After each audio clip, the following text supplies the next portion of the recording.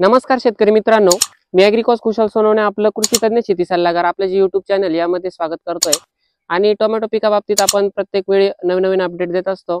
जे काही बाजारभाव आहे त्या बाबतीत पण असेल किंवा त्यानंतर ज्या काही आळवण्या आहे, त्यानंतर काही रोग आहे, नवीन नवीन प्रकारचे जे काही आजार आहे, काही व्हायरस असतील, यावर आपण जे काही ट्रीटमेंट करून व्यवस्थित प्लॉट केले, त्यानंतर जे काही आपण WhatsAppच्या माध्यमातून असेल किंवा Instagramच्या माध्यमातून असेल, Facebook असेल, YouTube असेल, या माध्यमातून जे काही शेतकऱ्यांना प्रतिक्रिया व्यक्त करायची आहे, आपल्या कन्सल्टिंग मध्ये जसे रिझल्ट आले आपण शेतकऱ्यांच्या माध्यमातून शेतकऱ्यांचे इंटरव्ह्यू घेऊन जे चॅनलवर टाकतो, ते व्हिडिओ असतील त्याला तुमचा मिळणारा जो काही सपोर्ट असेल, त्यानंतर जे काही प्लॉट रजिस्ट्रेशन असेल, तर मित्रांनो यानंतर जे काही रजिस्ट्रेशन होतात त्यानंतर प्रत्येकाला जे काही मी रिझल्ट देतो आणि प्रत्येक शेतकऱ्यापर्यंत पोहोचण्याचा प्रयत्न करतो, या माध्यमातून होतंय। परंतु काही शेतकऱ्यांना पैशाअभावी नाही घेता येत माझी कन्सल्टन्सी, त्यासाठी मी त्या शेतकऱ्यांसाठी एक व्यवस्थित मार्गदर्शन करावं या हेतूने आज जो काय हा आपला ड्रिंचिंगचा इडून मागं पण बनवत आलेलो आहे। आणि आता पण सांगतोय की आता कन्सल्टिंग प्लॉट आहे, फक्त 2 आळवण्या झालेल्या आहे। बघू शकता झाडाची डेव्हलपमेंट कशी झालेली आहे।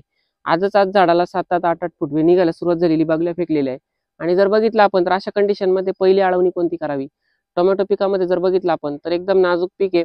या पिकाला जर तुम्ही योग्य वळण लावलं तर लाखोचं उत्पन्न होतं, मार्केट चांगलं असेल तर।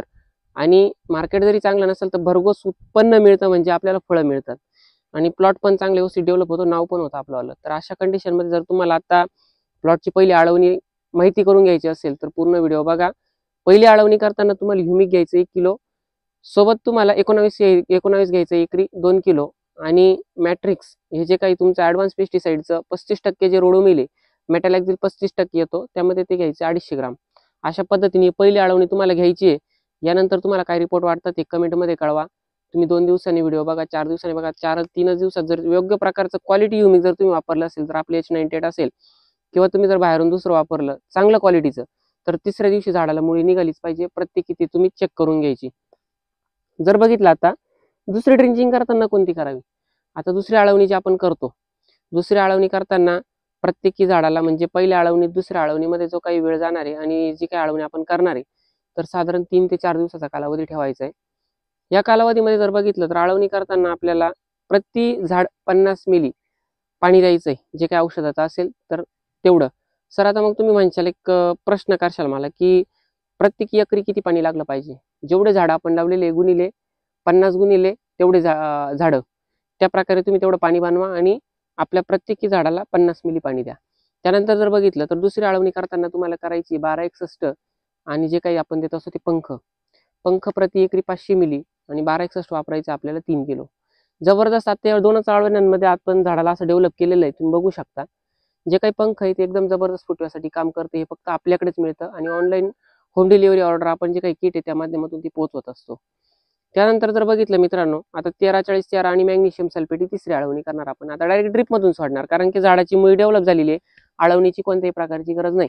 पहिल्या ड्रिंचिंग नंतर ज्या काही पुढच्या ड्रिंचिंग येतात आपण त्या पूर्णपणे झाडाला फक्त ड्रिपद्वारे सोडत असतो, जेणेकरून आपल्या मनुष्यबळाचा जो खर्च आहे तो कमी होतो। आता अशा प्रकारे मी आळवणीच्या बाबतीत सांगितलं।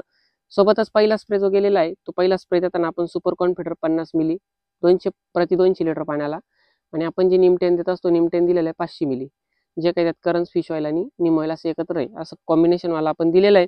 जबरदस्त रिपोर्ट आहे। झाडाची कंडिशन बघू शकता तुम्ही, थोडा कॅमेरा जवळ घ्या आणि त्यांना झाड दाखवा डेव्हलपमेंट कशी झालेली आहे। अत्यंत व्यवस्थित डेव्हलपमेंट, झाडाचा आकार, फुटवा, काळुखी, सेटिंग, ग्रीनरी, आणि त्याची जी पुढे फुटवे काढण्याची कंडिशन आहे, त्याची जी पिकअप घेण्याची पद्धत आहे, या पद्धतीने तुम्ही बघू शकता।